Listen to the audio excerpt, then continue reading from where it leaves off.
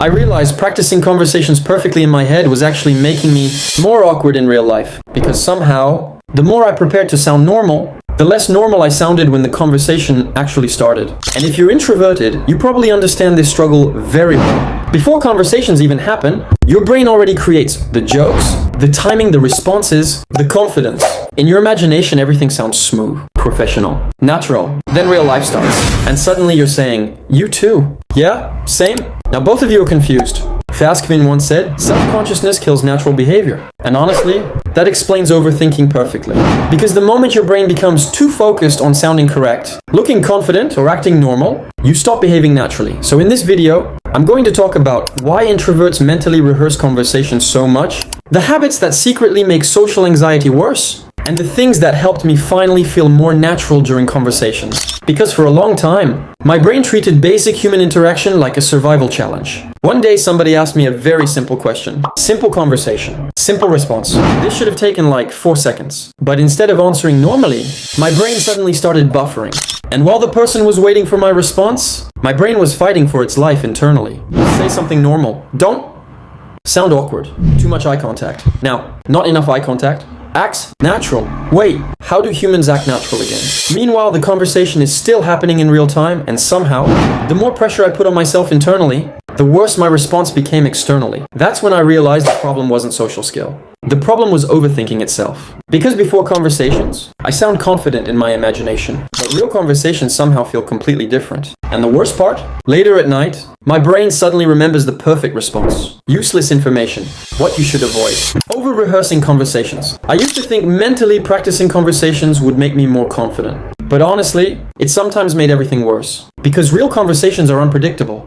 People interrupt, timing changes, unexpected responses happen. So when reality doesn't match the perfect version you rehearsed in your head, panic starts loading immediately. And ironically, the more perfectly you rehearse conversations, the more pressure you create for yourself. Trying to overdo conversations mentally. This was another huge mistake I kept making. I treated conversations like performances. I wanted perfect timing, perfect jokes, perfect confidence. Trying to overdo conversations mentally usually backfires socially. It's like adding too much seasoning to food. At some point, you ruin it by overdoing it. And socially, the same thing happens.